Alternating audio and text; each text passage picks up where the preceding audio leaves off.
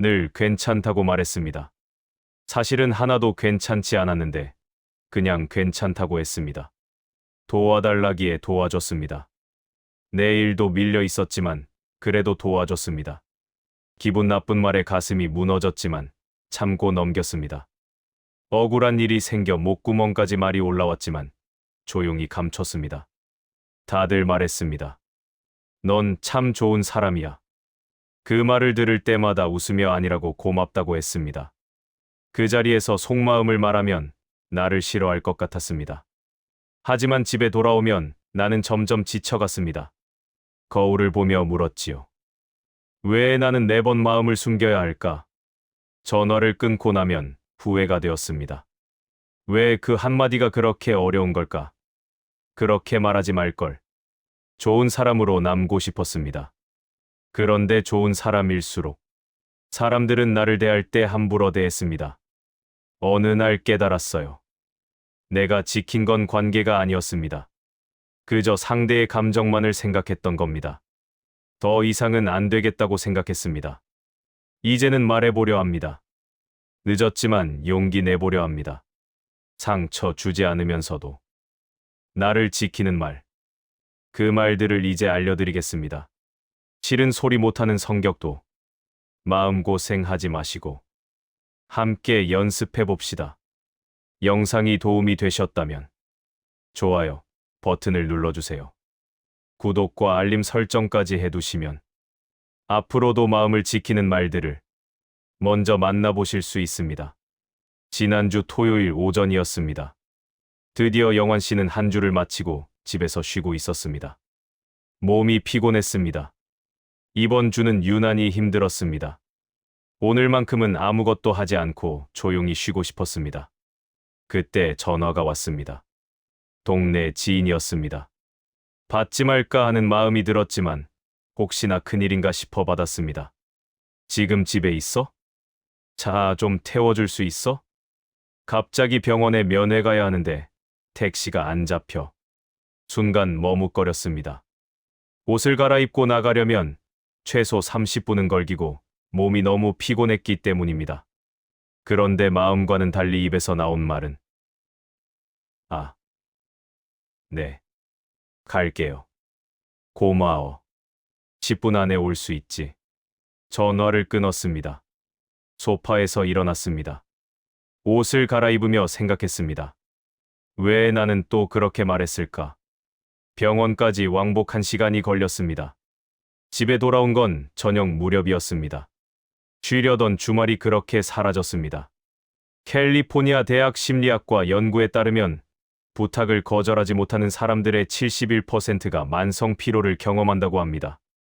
특히 60대 이상에서 이 비율은 더 높아집니다. 연구진은 이렇게 말했습니다. 거절하지 못하는 사람들은 자신의 시간을 가치 있게 여기지 못합니다.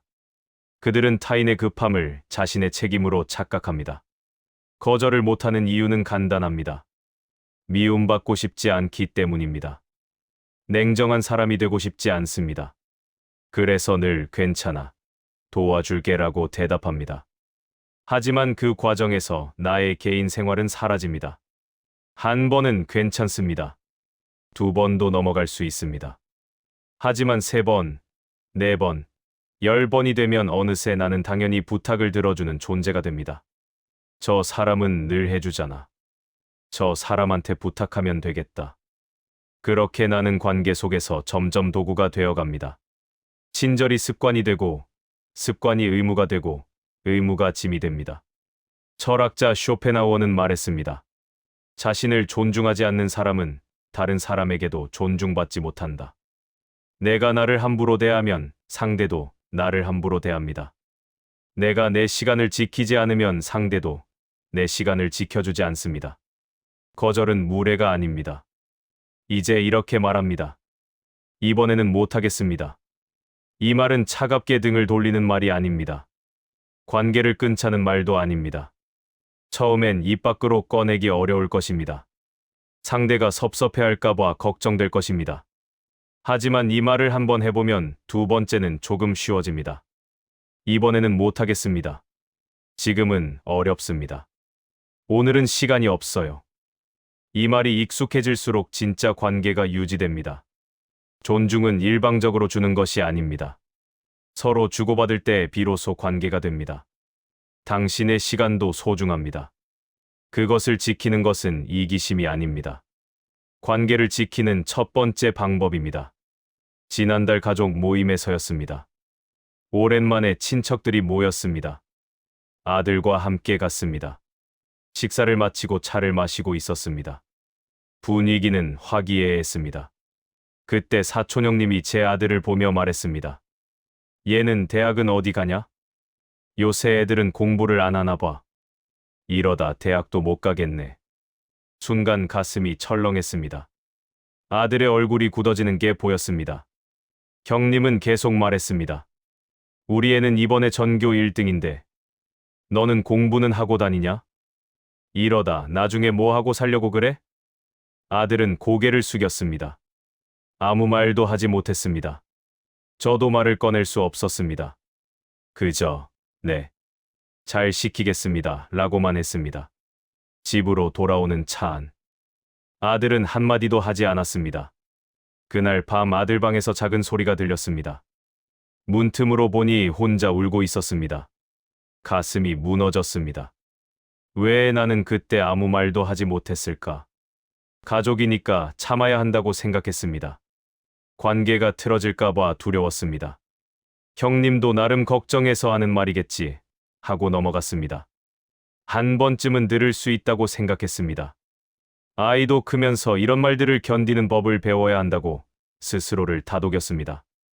하지만 집으로 돌아온 뒤 깨달았습니다.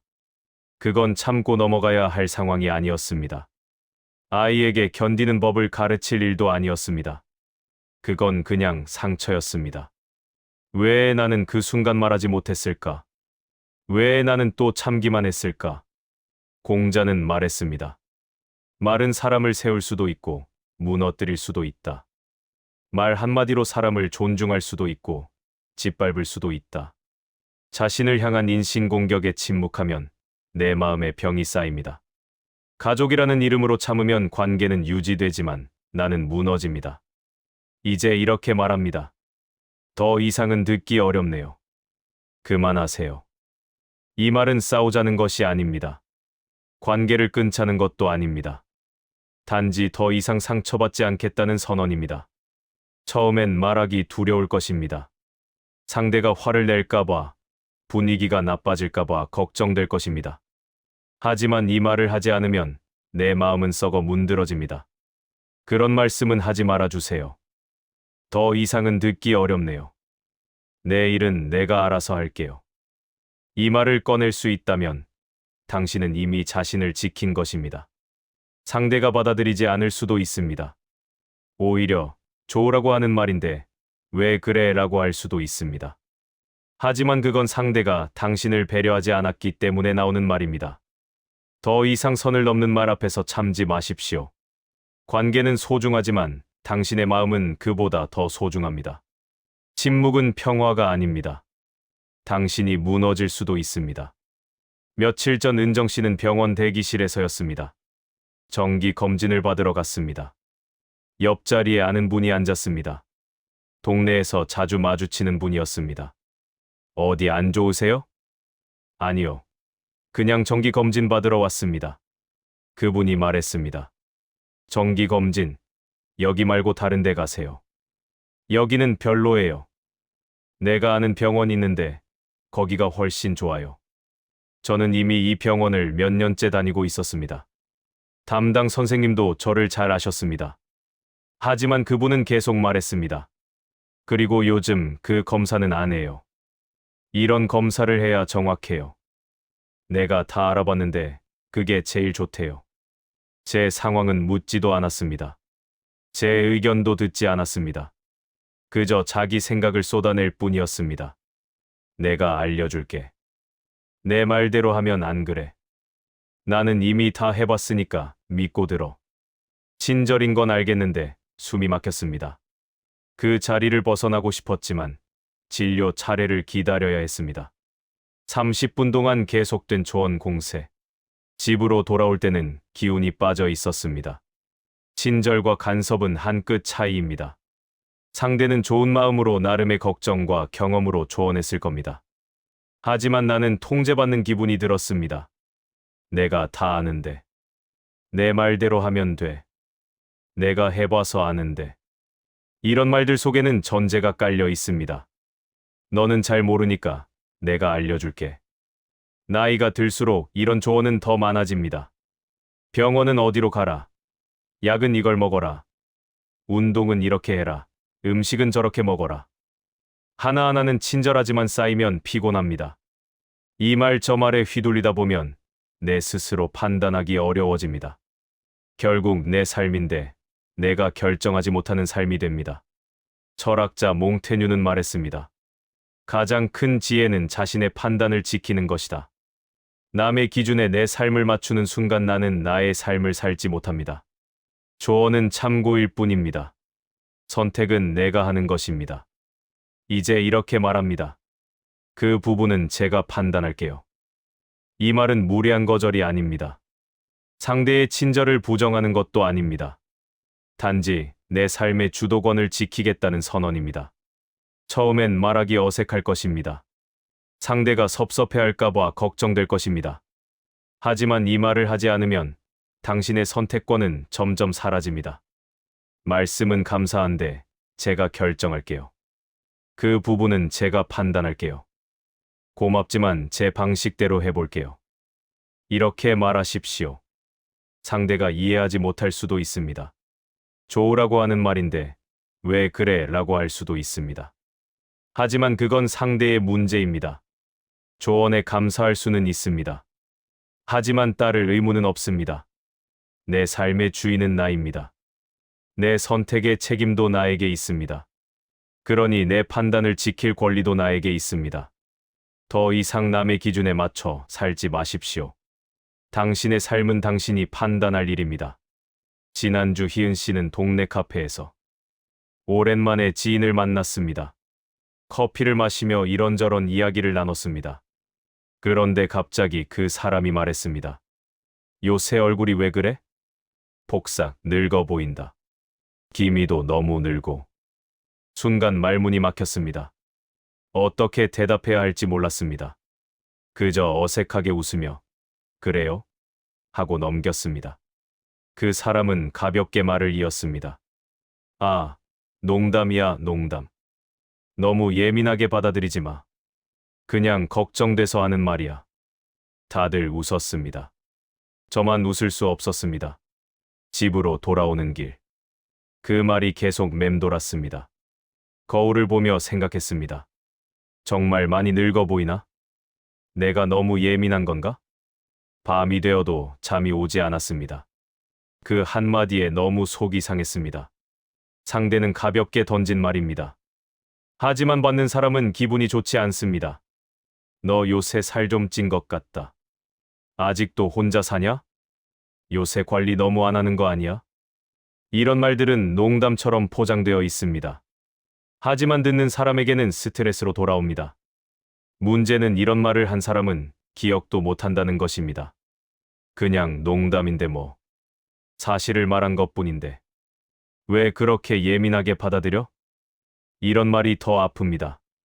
상처를 주고 나서 상처받은 사람을 이상하게 만들기 때문입니다. 그러면 우리는 혼란스러워집니다. 내가 예민한 건가? 내가 잘못 받아들인 건가? 아닙니다. 당신이 예민한 게 아닙니다. 그 말이 잘못된 것입니다. 하버드 의대 심리학과 연구에 따르면 농담으로 포장된 비난을 들었을 때 뇌는 직접적 비난과 같은 반응을 보인다고 합니다. 스트레스 호르몬 수치가 83% 상승합니다. 그리고 그 영향은 3일 이상 지속됩니다. 연구진은 말했습니다. 농담이라는 말은 면죄부가 아닙니다. 상처를 준 후 농담인데 왜 그래? 라고 말하는 것은 2차 가해입니다. 이는 상대방의 감정을 무효화시키는 폭력입니다. 이제 이렇게 말합니다. 그 말은 상처였어요. 이 말은 단지 내 마음을 알리는 것입니다. 처음엔 말하기 어려울 것입니다. 상대가 기분 나빠할까봐 걱정될 것입니다. 하지만 이 말을 하지 않으면 상처는 계속 쌓입니다. 아까 그 말, 저한테는 좀 아팠습니다. 그 말은 상처였어요. 그런 말씀은 듣고 싶지 않습니다. 이렇게 말하십시오. 진짜 관계는 서로의 상처를 말할 수 있을 때 시작됩니다. 석 달 전부터였습니다. 친구가 자주 전화를 하기 시작했습니다. 처음엔 안부 전화였습니다. 요새 어떻게 지내? 물어봤습니다. 그런데 점점 달라졌습니다. 전화를 받으면 1시간씩 자기 이야기만 들어야 했습니다. 남편이 또 그랬어. 시어머니가 또 이러더라. 요새 너무 힘들어 죽겠어. 처음엔 들어줬습니다. 힘든가 보다 생각했습니다. 1번, 2번, 10번. 매번 같은 이야기였습니다. 제가 뭐라고 말하면 듣지 않았습니다. 그저 자기 이야기만 쏟아냈습니다. 그래도 이렇게 해보는 게 어때? 아니야. 그게 안 돼. 넌 몰라. 조언을 하면 듣지 않았습니다. 위로를 하면 소용없었습니다. 그저 들어주기만 바랐습니다. 어느 날 깨달았습니다. 친구는 해결을 원하는 게 아니었습니다. 그저 감정을 쏟아낼 곳이 필요했던 것입니다. 전화를 끊고 나면 기운이 빠졌습니다. 내 하루도 힘들었는데 친구 이야기를 듣느라 더 지쳤습니다. 이제는 친구 전화가 올 때마다 두려워졌습니다. 누구나 힘든 일이 있습니다. 누구나 하소연할 곳이 필요합니다. 하지만 그것이 일방적이 되면 문제가 됩니다. 듣는 사람만 계속 듣고 말하는 사람만 계속 말하면 그건 대화가 아닙니다. 감정 쓰레기통이 되는 것입니다. 들어만 줘. 너한테만 이야기할 수 있어. 내가 유일한 위로야. 이런 말들이 부담이 됩니다. 나도 힘든 날이 있습니다. 나도 쉬고 싶은 날이 있습니다. 하지만 상대는 그걸 생각하지 않습니다. 자기 힘든 이야기를 쏟아내기에만 바쁩니다. 내 이야기를 할 틈은 없습니다. 내가 힘들다고 하면 나도 힘들어 라며 다시 자기 이야기로 돌아갑니다. 그렇게 나는 점점 지쳐갑니다. 예일대 심리학과 연구에 따르면 일방적 감정 노동을 경험하는 사람의 73%가 번아웃 증상을 보인다고 합니다. 특히 가족이나 가까운 사람에게서 반복될 때 그 비율은 더 높아집니다. 연구진은 말했습니다. 감정 노동은 보이지 않는 노동입니다. 상대의 감정을 계속 받아주는 것은 에너지를 소진시킵니다. 이는 결국 관계를 무너뜨리는 원인이 됩니다. 이제 이렇게 말합니다. 이제 그만하면 좋겠어. 이 말은 냉정한 거절이 아닙니다. 상대를 외면하자는 것도 아닙니다. 단지 나도 한계가 있다는 선언입니다. 처음엔 말하기 미안할 것입니다. 상대가 섭섭해할까봐 걱정이 되겠지요. 하지만 이 말을 하지 않으면 당신은 점점 지쳐갈 겁니다. 오늘은 내가 좀 힘들어서. 이제 그만하면 좋겠어. 나도 들어줄 여유가 없어. 이렇게 말하십시오. 너밖에 없는데 이러면 어떻게 라고 할 수도 있습니다. 하지만 당신은 누군가의 감정 쓰레기통이 될 의무가 없습니다. 듣는 것도 에너지 낭비입니다. 위로하는 것도 노동입니다. 더 이상 일방적으로 감정을 받아주지 마십시오. 당신의 마음이 먼저입니다. 지난달 성현 씨는 가족 모임에 나갔습니다. 식사를 마치고 차를 마시고 있었습니다. 갑자기 큰 오빠가 불편한 표정으로 말했습니다. 요새 엄마가 많이 힘들어 하시는데 내가 좀 자주 연락 좀 드리고 자주 들여다봐. 순간 이게 뭔가 하는 생각이 들었습니다. 성현 씨는 매일 전화를 드렸습니다. 주말에는 찾아뵙기도 했습니다. 하지만 큰오빠는 계속 말했습니다. 내가 더 신경 써야지. 엄마가 외로워하시잖아. 내가 좀 챙겨드려야 하는 거 아니야? 다른 형제들은 아무 말이 없었습니다. 저만 바라보고 있었습니다. 마치 어머니가 힘드신 게 제 잘못인 것처럼 말했습니다. 네. 더 신경 쓸게요, 오빠. 그렇게 대답하고 집으로 돌아왔습니다. 가슴이 답답했습니다. 정말 내가 부족했나? 내가 더 잘해야 했나?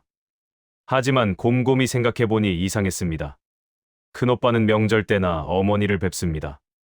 전화도 한 달에 한 번 할까 말까 합니다. 다른 형제들도 마찬가지였습니다. 그런데 왜 저한테만 책임을 묻는 걸까요? 문제가 생기면 조용히 나서서 정리하는 사람이 있습니다. 상황이 꼬이면 묵묵히 뒷수습을 하는 사람이 있습니다. 그런 사람일수록 더 많이 오해받습니다. 더 쉽게 책임을 떠안게 됩니다. 불편하다고 말하지 못하고 억울하다고 표현하지 못한 이 사람들은 자연스럽게 생각합니다. 저 사람은 괜찮은가 보다.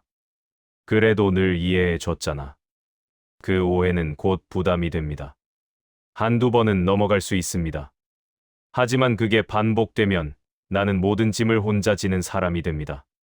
팀 프로젝트에서 모든 일이 내게 쏠릴 때, 가족 안에서 문제의 원인을 혼자 짊어질 때, 친구 관계 안에서 늘 내가 먼저 풀어야 했던 갈등들. 내가 좀 이해해줘. 내가 좀 참아줘. 내가 더 잘해야지. 컬럼비아 대학 심리학과 연구에 따르면 부당한 책임을 감수하는 사람들의 65%가 우울증 위험이 높다고 합니다. 특히 가족 관계에서 이런 경험이 반복될 때 그 영향은 더 깊어집니다. 연구진은 말했습니다. 책임은 공평하게 나눠져야 합니다. 한 사람에게 책임을 몰아주는 것은 관계를 망가뜨립니다. 혼자 지는 책임은 결국 그 사람을 무너뜨립니다. 이제 이렇게 말합니다. 그건 제 책임이 아닙니다. 이 말은 싸우자는 것이 아닙니다. 상대를 몰아세우자는 것도 아닙니다. 단지 지금 벌어진 상황에 대해 나만 책임질 수 없다는 선언입니다. 처음엔 말하기 어려울 것입니다. 하지만 이 말을 하지 않으면 당신은 계속 짐을 혼자 집니다. 이번 일은 제가 다 감당할 수는 없습니다. 그건 제 잘못이 아닙니다. 이건 우리가 함께 고민해야 할 문제입니다. 라고 말하십시오. 관계란 언제나 둘 이상의 선택으로 이루어진 결과입니다. 책임의 중심에 자신을 세우는 대신 그저 그 안에서 내 몫과 상대의 몫을 조용히 나누는 것. 그것만으로도 당신은 이미 충분히 성숙하게 관계를 지키고 있는 것입니다. 더 이상 혼자 모든 책임을 지지 마십시오. 지금까지 6가지 말을 함께 알아보았습니다. 이번에는 못하겠습니다. 끝없이 참아온 부탁 앞에서 처음으로 거절을 해보았습니다. 더 이상은 듣기 어렵네요. 비난 앞에서 침묵하지 않기로 한 용기의 말이었습니다. 그 부분은 제가 판단할게요. 남의 기준에 휘둘리던 삶에서 내 주도권을 되찾았습니다. 그 말은 상처였어요. 그 말은 상처라고 말할 수 있게 된 순간이었습니다. 이제 그만하면 좋겠어. 일방적으로 감정을 받아주던 시간에서 벗어날 수 있었습니다. 그건 제 책임이 아닙니다. 모든 짐을 혼자 지던 관계에서 벗어날 수 있었습니다. 이 모든 말들, 사실은 거창한 대화법이 아닙니다. 대단한 화술도 아닙니다. 그저 나를 버리지 않기 위한 말들입니다. 싫은 소리를 못해서 늘 괜찮다고 웃으며 넘기던 그 시절. 모두가 편하자고 나는 늘 불편해야 했던 그 자리. 그곳에서 조용히 일어나는 연습을 한 것입니다. 말 하나로 모든 관계가 바뀌지는 않습니다. 하지만 말 하나로 내 마음은 조금씩 바뀔 수 있습니다.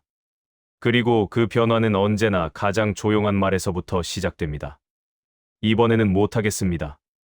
저도 조금 힘들었습니다. 이번엔 저를 먼저 지켜보고 싶습니다.